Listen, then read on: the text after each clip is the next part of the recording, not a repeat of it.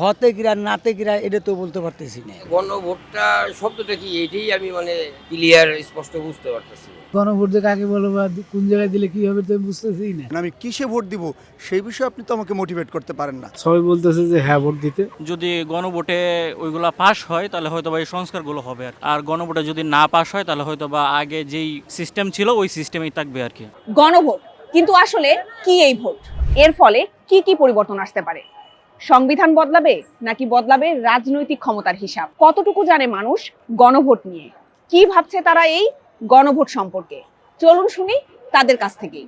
এটা আমি শুনছি যে না না ভোট হবে, এবং না, হতে কিরা নাতে কিরা এটা তো বলতে পারতেছি না। গণভোট সম্পর্কে কি আপনি জানেন কিছু? না জানি না। গণভোটটা কি এটা জানেন আপনি? না জানি না। হ্যাঁ বা না ভোট? হ্যাঁ না ভোট এটা ভুল নেই আর কি। গণভোট নাই, আমরা খেত কারোর খেত খাও খাই, এরা না আমরা কিছু বুঝি না। গণভোট সম্পর্কে সুস্পষ্ট জানাটা সচেতন মহলেরই মধ্যে এই সচেতনতাটা নাই যে আসলে কী নিয়ে গণভোটটা হচ্ছে। প্রথম কথা হলো যে আমরা এক কথায় জানতে পারি যে জুলাইকে সমর্থন করা অথবা সমর্থন না করা। সমর্থন করলে হ্যাঁ ভোট দিন, না করলে না ভোট দিন। কিন্তু এই হ্যাঁ ভোট বা না ভোটের মধ্যে যে 4-5টা প্রশ্ন আছে, প্রশ্নের মধ্যে আবার অঢেল প্রশ্ন। সো এইটা জানার জন্য যে সচেতনতা তৈরি করা দরকার ছিল সেই সচেতনতাটা কিন্তু তৈরি হয় নাই। আবার সরকারি পৃষ্ঠপোষকতায় যে প্রচারণা আমরা দেখেছি সেখানে বলা হয়েছিল যে হ্যাঁ ভোটের পক্ষে দিন। তাহলে ভোট আমার যদি আপনি মতামত হিসেবে আমার কাছে মতামত চান, আপনি আমাকে ভোট দিতে বলতে পারেন। আমি কিসে ভোট দিব সেই বিষয়ে আপনি তো আমাকে মোটিভেট করতে পারেন না। আমার অনেক ব্যাখ্যা সহকারে অবশ্যই পড়া হয় নাই, বা যতটুকু পড়ছি যে ইটস অল অ্যাবাউট যে প্রধানমন্ত্রী বা রাষ্ট্রপতি যে ক্ষমতায়নটা, এটা যেন, যেহেতু আমাদের দেশটা দিন শেষে একটা গণতান্ত্রিক রাষ্ট্র, তো আমাদের যে ক্ষমতাটা এটা যেন জনগণের হাতেও থাকে কিছুটা। এটা শুধুমাত্র একটা দলের দিকে যেন না চলে যায়, ইলেক্টেড যে দল তাদের দিকে না চলে যায়, এটাই অল অ্যাবাউট আমাদের এই যে গণভোট।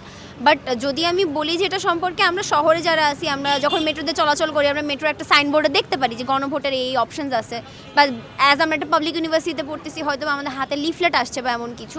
কিন্তু যদি আমরা গ্রাম পর্যায়ে বা যদি চিন্তা করছি, তো এটা সারা দেশের মানুষ, আমরা স্টুডেন্ট থেকে শুরু করে আমাদের সিনিয়র, আমাদের যাদের ভোট বেঁচে আছেন এবং ভোট দেওয়ার বয়স পর্যন্ত আছেন, বৃদ্ধ যারা, তারাও পর্যন্ত জানতে পারতেছেন। কিন্তু সবসময় কিন্তু তাদের মধ্যে লিফলেট পড়ার যে প্রবণতাটা, বা সব কিছু টিভিতে শুনেই একবার আমি বুঝে গেলাম, এই প্রবণতাটা অত একটা থাকে না। আমরা ক্যাম্পিং করতেছি হ্যাঁ ভোটের জন্য, যে আমাদেরকে হ্যাঁ ভোট দিতে হবে। হ্যাঁ ভোট না দিলে আমাদেরকে ট্যাগিং করা হতেছে, যে না ভোটার ক্যাম্পিং করতেছে তাইলে আওয়ামী লীগ। সো এই যে ট্যাগিংয়ের রাজনীতি তো অনেক আগে থেকে চলে আসতেছে, কিন্তু মানুষকে গণভোটটা কি, কেন এটা দিতে হবে, এইটা নিয়ে কিন্তু আমরা কোনো ক্যাম্পিং দেখিনি। আমরা দেখতেছি ট্রাক আসতেছে, বাস আসতেছে, সবাই গণভোট বলতেছে হ্যাঁ জয়যুক্ত করুন, হ্যাঁ জয়যুক্ত করুন। হ্যাঁটা আমি কেন জয়যুক্ত করব? একটা নির্দিষ্ট সংখ্যক গোষ্ঠী হচ্ছে শিক্ষিত এবং তারা মোটামুটি কিছু না কিছু ধারণা রাখে, কিন্তু বাকিরা হচ্ছে এগুলো থেকে অনেক বেশি দূরে। তারা শুধুমাত্র তাদের যে দৈনন্দিন কাজগুলো আছে তারা শুধু চিন্তা করে তারা কিভাবে আগামীকাল খাবে। সো তাদেরকে এই স্বপ্নটা দেখানো এবং তাদেরকে জানানো যে এই ভোটের মাধ্যমে বা এই চেঞ্জেসের মাধ্যমে তাদের জীবনযাত্রার মানটা কীভাবে চেঞ্জ হবে।